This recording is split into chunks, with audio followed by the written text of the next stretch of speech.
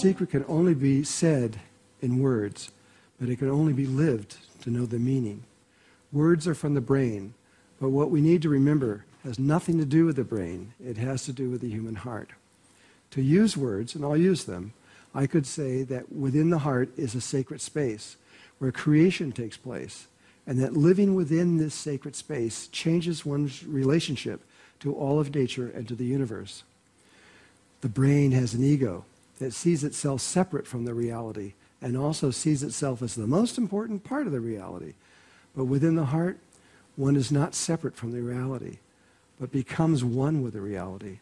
There is no separation, and all parts are equal.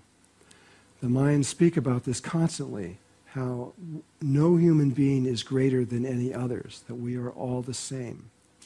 So as you can see, words may describe what we are talking about, but you cannot taste this other way without entering into the sacred space of the heart and feeling and becoming one with this vibration.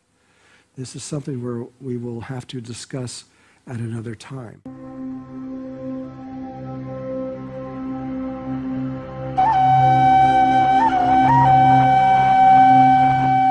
Perhaps the best way to show you the heart of the Mayan people is to continue with the story. Now we are going to move into the jungles of Guatemala. In June of 2007, I turned over my manuscript for The Serpent of Light over to my publisher, Wiser Publishing. There were many stories of the ceremonies of the Mayan people and other tribes as the interior energies of the earth were altered.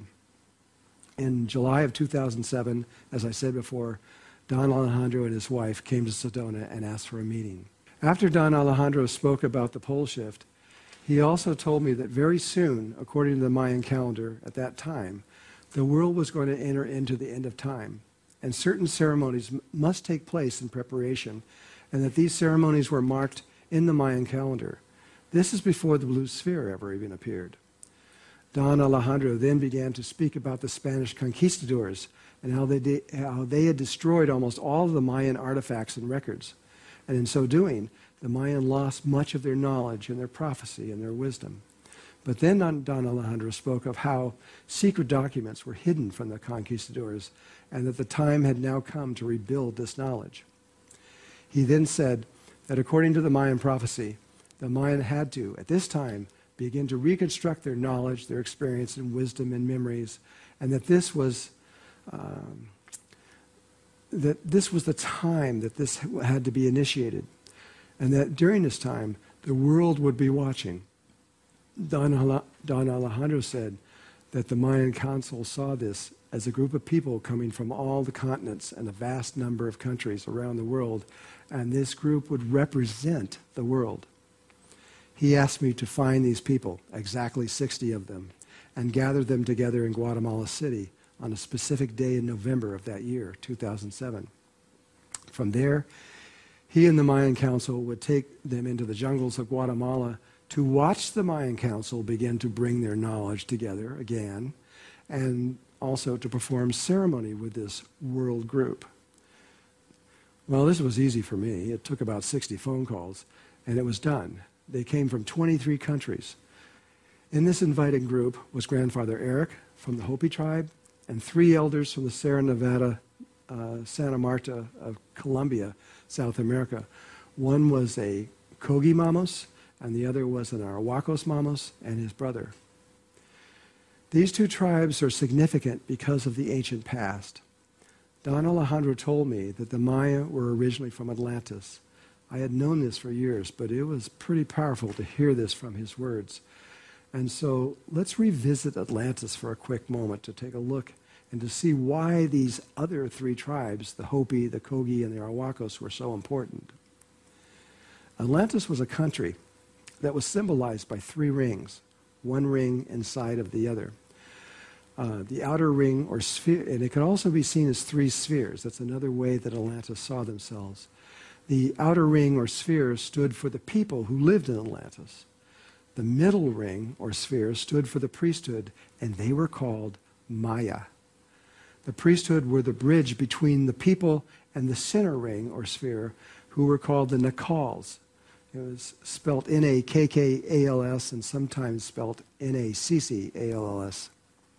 The Nakals were the ones who were speaking directly from their sacred space of their hearts and connected directly with the spirit of Mother Earth and beyond. They lived in caves and in special rooms within the pyramids, and they glowed in the dark, and they floated about a few inches off the ground. The Hopi were Maya, and the Maya are Maya, and the Kogi and the Arhuacos Mamos were and are the Nakals, which also include the Wiwas and the Caguamos tribes in Colombia. When Atlantis sank 13,000 years ago, because of the physical pole shift we just mentioned, the Maya jumped into their boats and rowed to the Yucatan, not far from where the southwest area of Atlantis existed. And the Nakals rowed in their boats to where Santa Marta, Colombia is now, or at least not far from there. All these tribes are all related, and all of these tribes remember what happened. Not only 13,000 years ago, all these tribes remember 26,000 years ago, and even much longer. But this would be the first time since Atlantis sank that all three of these tribes would be together and perform ceremony. It was historical. Even further, according to Grandfather Eric, he was the first Hopi to ever return to Guatemala since they left Guatemala thousands of years ago to head north to the Four Corners area, of which we talked about before. The Mayan Council of Elders began by leading us to Lake Atitlan, one of the most sacred lakes of the Mayan people. Our group was met by 25 members of the 440 elders who had been elected to be the ones to begin the remembering of their knowledge. There are other ways the Mayan remember their knowledge besides using their brains, through the use of the 13 crystal skulls, one for each 1,000 years since Atlantis. In a little bit, we'll talk about this in a little bit. It's an extraordinary subject. The world group sat down in a half circle around the 25 Mayan elders as they began with the Mayan glyph for the number 0. They literally began to decipher this glyph as if they had never seen it before. After about an hour and a half, the Mayans had completed the number 0. And then they went to the glyph for the number 1. We watched them as they went, I think, through 1, 0, and 2, I think, and we got that much in. We spent about a half a day witnessing this event. And then our part was over. The world watched as the Mayans began to recreate their knowledge, and the prophecy was fulfilled. The next morning, the Mayan Council of Elders took us by boat to the far side of Lake Atitlan, to a place where only Mayan ceremony is performed. This was to be a Mayan fire ceremony. The boat ride over these waters was something that every person there will probably remember for the rest of their life. This towering volcano over this lake, perching on the edge of this lake, left one with this ominous feeling that it would explode at any moment. I mean, it had smoke coming out of it. And no wonder the Mayan did the fire ceremony there. On a remote beach, with the sound of the waves lapping endlessly and the deep blue sky forming the heavens above us, Don Alejandro shaped our diverse group into a circle.